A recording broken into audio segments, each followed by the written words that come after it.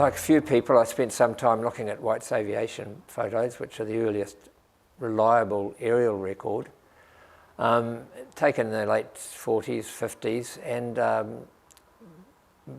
there's no real evidence of mangroves in Mangawhai Harbour at all. The area to the west of the Inslee Road entrance to Mangawhai was quite open water. Sandy beaches appear to be there.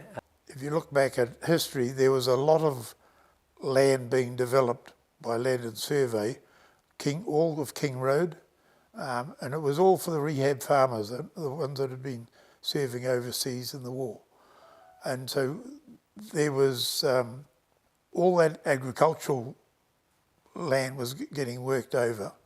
In the mid-20th century, soldiery settlement and aerial top dressing expanded the grazing into hill country around Mangawhai. Clearing native vegetation destabilised soils, and rainstorms began washing sediment into the harbour. Even with established pasture, cattle trampling added to this runoff, and as development continued, roads, buildings, earthworks, the sediment load grew, especially during heavy rain, where it could discolour the water for days.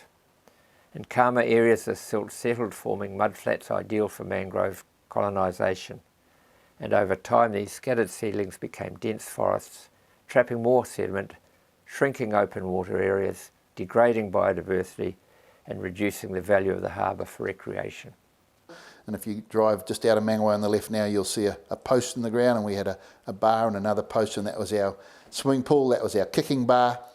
And on occasions we would be joined by dolphins, which was the highlight of swimming lessons in the Mangawhai Harbour. There was hardly any mangroves in my primary school days. The causeway had just gone in, the bridge had just gone in, and I remember spending a lot of time on the western side, white sand beaches. The early work showed that there was a limit to our mangroves, which is purely temperature induced down to the Bay of Plenty. But there were also limits to their extent within harbours, and now we're seeing places like Tauranga Harbour, Ringaringa in the Northland. Many harbours are now suffering from an extensive spread, Omaha, the Whangateao, of mangroves that wasn't there before. Most people are just not aware that there were no mangroves in Mangawhai way back, 1945. People just assumed that they were always there.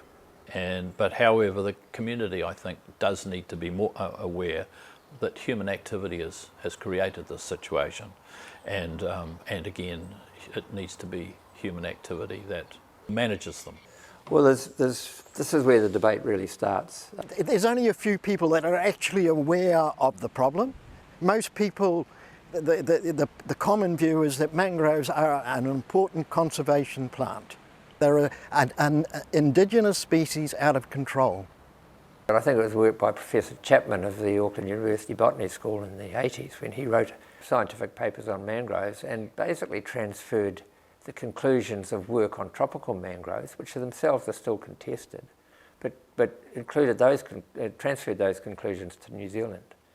And the irony was there was a paper in the same volume, I think, by Taylor, identifying just how sterile mangroves were in the Whangateao Harbour compared to the adjoining areas of open water. People have extrapolated the benefit of tropical mangroves to the New Zealand situation, and that's just totally wrong.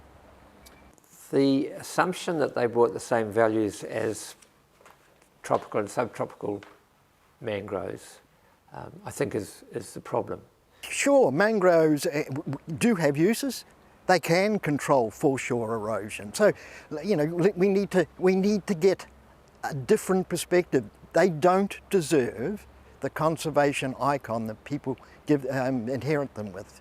So I then have seen various regional councils' documents extolling the values of mangroves and how important they were to preserve, but they only really cite each other. They don't seem to go back to the scientific literature or the empirical research that shows a significant loss of biodiversity under mangroves.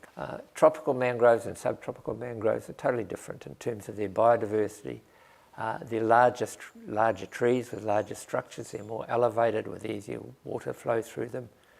They support a variety of animals as well as fish life underneath them and a diversity of plants. One of the problems we have, they've been given all of the benefits of tropical mangroves. In tropical areas, they don't go dry like ours do. So people, think, oh, fish breed in them. They don't. They go dry.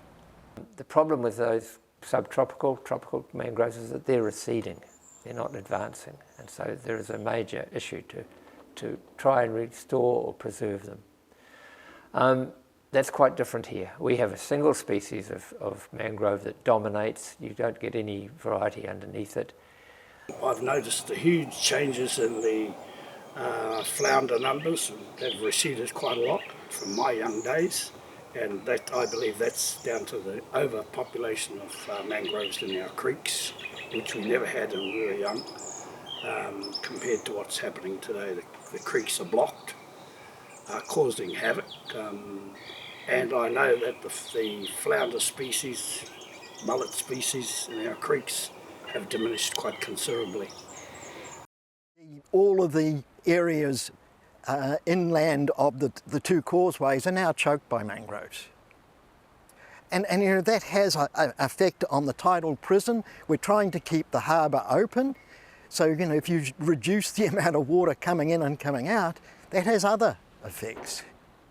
Well, I think the other point that many of the protagonists or advocates of mangroves miss out on is considering the economic benefit, or the cultural benefit indeed.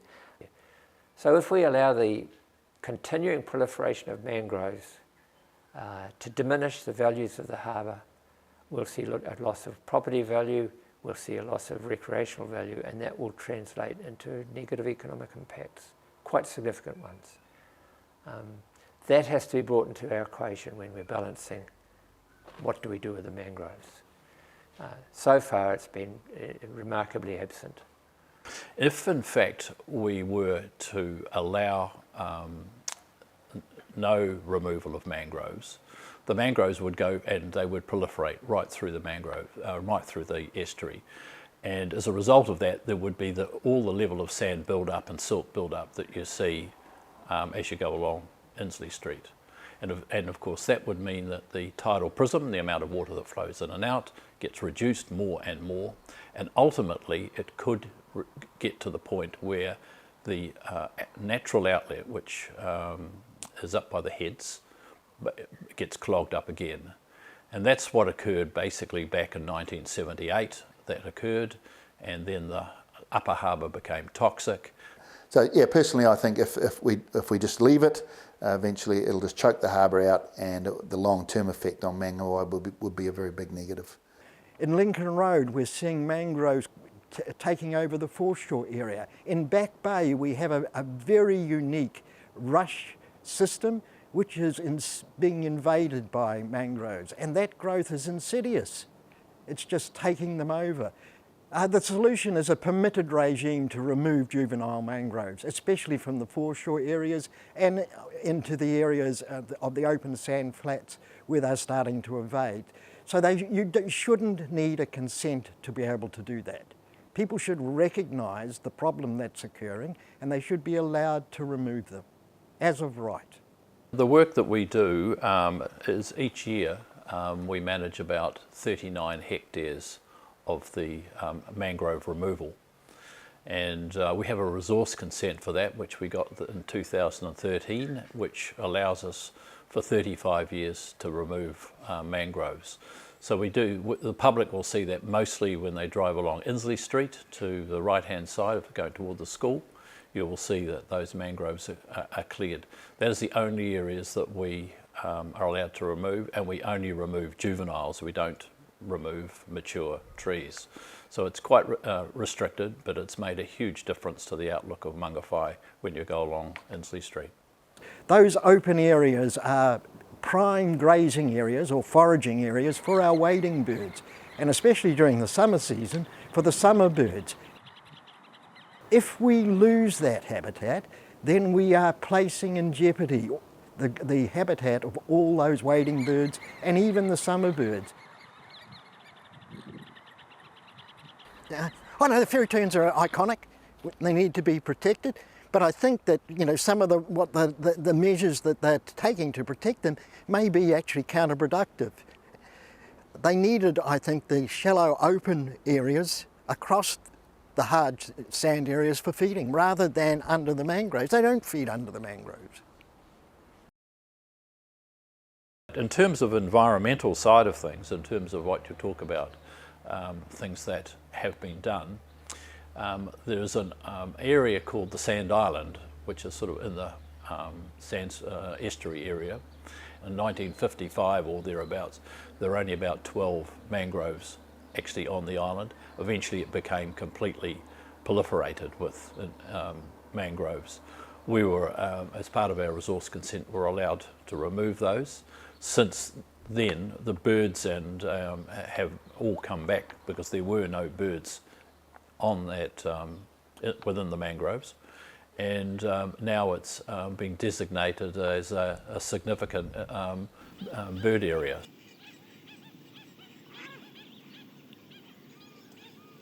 In my time, there was a multitude of fish going up those creeks. We fed off those creeks.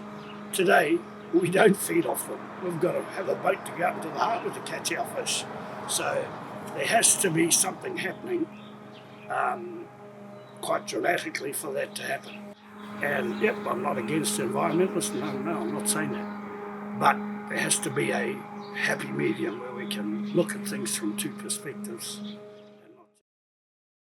I'm now of the firm view, after years of study, that, you know, mangroves as an indigenous species are out of control.